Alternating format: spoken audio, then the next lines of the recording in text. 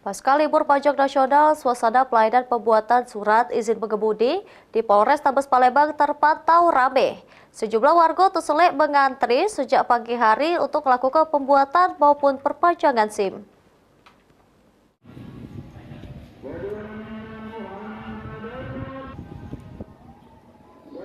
Beginilah suasana di loket pelayanan pembuatan SIM Polrestabes Palembang.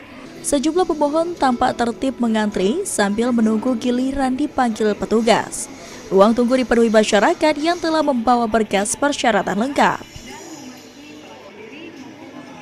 Peningkatan jumlah pemohon ini terjadi setelah libur panjang nasional, di mana pelayanan sempat tidak beroperasi. Meski demikian, petugas tetap sigap mengatur antrian sehingga situasi tetap aman dan terkendali.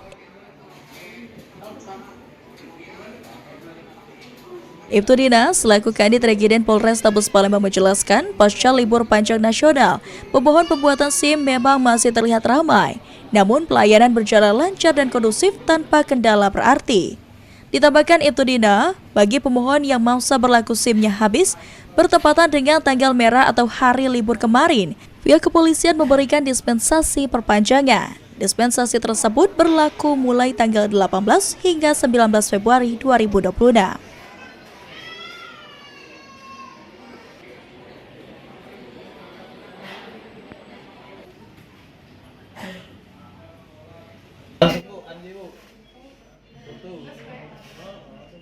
Pasca libur panjang ini sendiri, Mbak, untuk peminat pembuatan SIM di Polrestabes Palembang gimana itu, Mbak? Jadi pasca libur panjang kemarin, untuk pemohon pembuatan SIM di Satpol Polrestabes Palembang masih dalam keadaan lancar, kondusif dan tertib.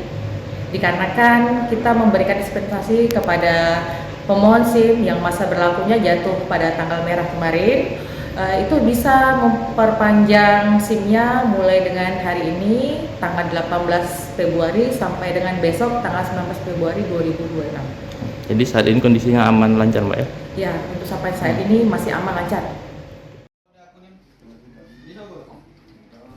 Pihak kepolisian juga menghimbau masyarakat untuk segera memanfaatkan waktu dispensasi yang telah ditentukan. Secara keseluruhan, aktivitas pelayanan pembuatan SIM di Polrestabes Palembang terpantau ramai, namun tetap tertib dan kondusif.